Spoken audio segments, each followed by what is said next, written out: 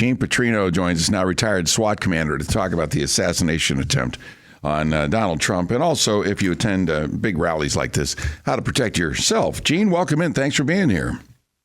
Thanks, JT. Thanks for having me.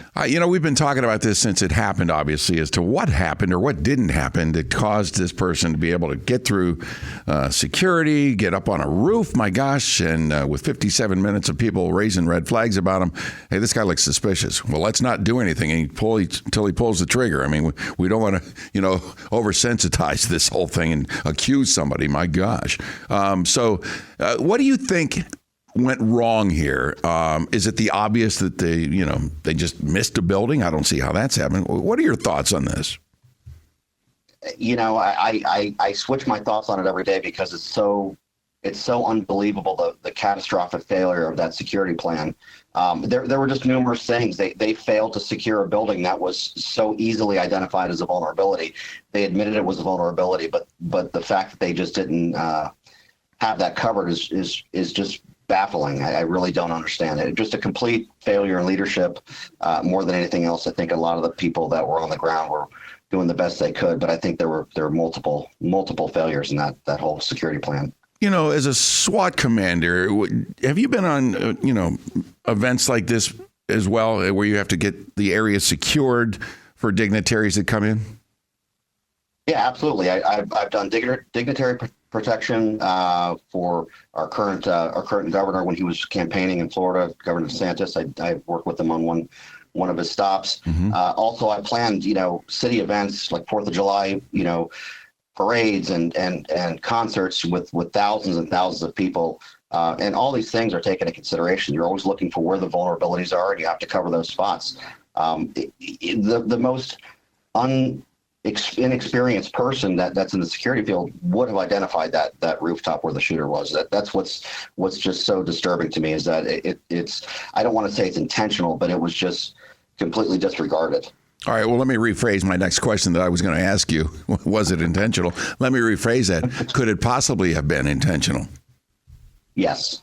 Okay. Yeah, I don't want to believe that it was intentional. Just because I can't believe that's where we have fallen. But it's definitely one of the reasons why I think that it wasn't covered, or could be a reason, was that it was an intentional oversight. Okay, when you show up for a preview of a site like this, whether it's a couple of days before or a couple of weeks before, you go to the stage, right, where the president's going to be, and you stand at that point, and you do a 360 around the place. Like, okay, that building, that house, that ridge over there with the trees. I mean, you do a circle, a full view of the area, and put people where you think there's a potential of somebody sitting behind something with a gun, right? Yeah, I mean, even before you get there, you're going to have aerial footage of the layout, and you're going to see from an aerial perspective where the issues are. And then when you get there, you're going to look from both sides of it. You're going to go to that one vulnerability, looking at the stage, and from the stage looking to that vulnerability, and see if there's obstructions, see how you can secure that. These advances that they do typically are about 5 days out of the event.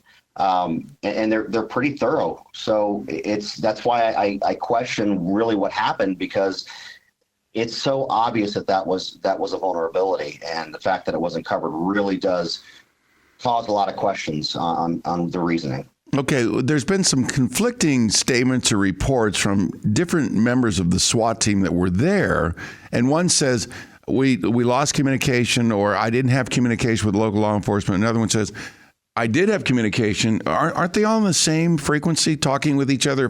If one SWAT member says we had communication, another one says we didn't, is that a problem, or is that is possible? It is possible. A lot of times different agencies use different radio systems, and they're not always compatible, especially when you're going from like a local agency to a federal agency. They might have completely different frequencies. But that's why you have what we would consider a command post, where there's people from every organization in the same room where they can relay the information to their people. And there's also, we always always had everyone carry their cell phones with them in case radios went down. Sometimes in buildings, you don't have the reception. A radio is not going to be able to transmit, but your cell phone will work. And we always had some kind of backup. So it is possible. It's just surprising they didn't have any kind of redundancy on how to address that if it happened. All right, as a SWAT commander, if you knew and you're hearing from your crew that, hey, we got a guy that's in our sights here that's looking a little suspicious. He's not trying to get in. He's not trying to get close to the stage. He's just kind of lingering back there at a picnic table. And that threw up a red flag, obviously, with somebody because they started communicating that with each other. But this went on for almost an hour of like, okay, where is he now? Where is he? At what point in your mind as a commander would you say, all right, there's enough suspicion here. Just go nab this guy and let's get him out of the area? The moment that my guys would tell me that there's a suspicious guy, I would say, go get him. I mean, you don't want to wait. You don't want to give anyone an opportunity. You want to stop them as soon as possible. And it could be somebody completely innocent, but you're going to at least have a conversation with them to find out what the story is. And I think had they done that, they would have probably noticed that there were other issues going on with him, and they probably would have removed him right at that point. Amen to that. I mean, in fact, this past weekend, Trump was in Nashville to speak somewhere. And a couple of people got through. They turned out to be no harm or no threat. But a couple of people got through the first line of security to the second checkpoint. And they're like, how did you get up to this point? And they stopped the president, said, let us figure this out. Got those people, got rid of them, kicked them out. And then they went on with it. Do you think there was a complete lapse in good judgment from commanders on the site? And should they be held accountable? Yes and yes. It was complete. It just, again, catastrophic failure. It was all. I really do blame it on leadership.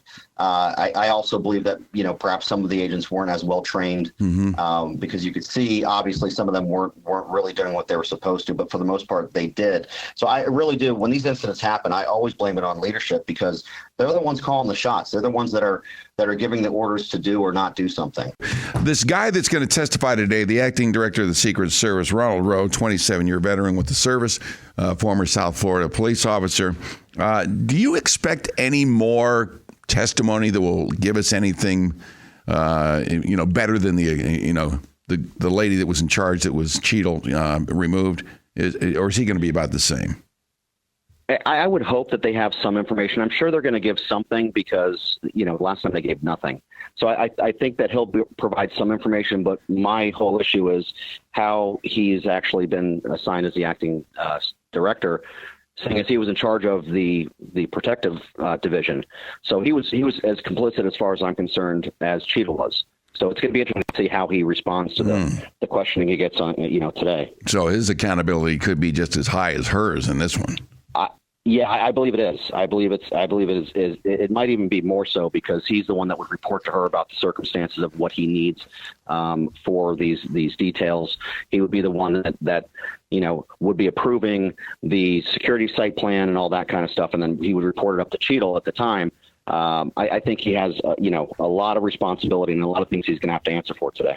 Well, all right, let's talk about how people can keep themselves safe. Obviously, a lot of our listeners, a lot of people in America carry and a Second Amendment right and permits or not permits, depending on where they're needed and required.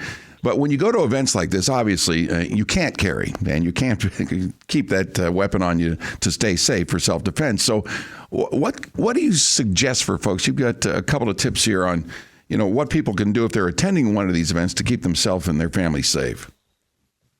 Yeah. So as far as things that you should have on you, for me, every time you go to an event, because you're right, every event you're not allowed to bring a weapon onto. So the things that you should have are things that can help you get out of that event safely and keep yourself organized in case of a crisis. So the first thing is making sure that your cell phone is fully charged, because you might need to, if you're locked down somewhere and you need to tell your family where you're at, you tell law enforcement where you're at, or even just reporting an incident, you want to have that phone available to you. Plus, there's the ability to have more information on it that you can pull up. If you're locked down, you can look to see if anyone's streaming this to see what's going on outside if you're locked in a room. The other thing that I always suggest is always have a paper printout of the venue that you're going to be at. Wherever you're at, have that printout which show where you have the exits marked, because during chaos and these events, you're going to get confused. And if you have that, you've got something. And with that piece of paper, I would have a pen. Now, this is where the the defense part comes in, I always carry a tactical pen. A tactical pen is essentially usually made out of aluminum, sometimes steel, but they're really good at things like breaking windows, or you can use them as an improvised weapon to defend yourself. And they pass through security checkpoints all the time. I travel quite a bit, and I have one with me all the time. TSA's never made an issue with it. Even internationally, I've never had a problem with it. And the final thing that I always say is a flashlight. A good small flashlight, typically that's super bright and that has a strobe on it. Those strobes are really good at distracting people. It's good for marking where you're at if you're trying to get someone's attention, but also if you're being attacked and you put that in somebody's eye, it's going to disorient them enough to where you have an opportunity to escape or to launch a counterattack. So those would be the three things that I always have with me. Wow. I've got the strobe light, flashlight. They're really cool because I hunt, and I've got one of those real powerful small flashlights. Where do you get a tactical pen? Amazon. Okay. you could search them on Amazon. The one advice I would say is that, sometimes some of them are very obviously more of a weapon style. I try to buy one that's a little more inconspicuous. And I've had a couple of them, and they can be, looking like a little bit like a beefier pen, but not too like rigid and too many points on it and things like that. But they're out there, available, not expensive, and they're a great thing to have on you. I just keep thinking about, when I ordered my Batman Super Agent kit there, I think I had one in that. Exactly. Yeah. All right. Well, I really appreciate you chatting with us, and I'd love to have you back at some point, Gene. Thank you so much. Anytime. Thanks, JT. All right. Retired SWAT Commander Gene Petrino.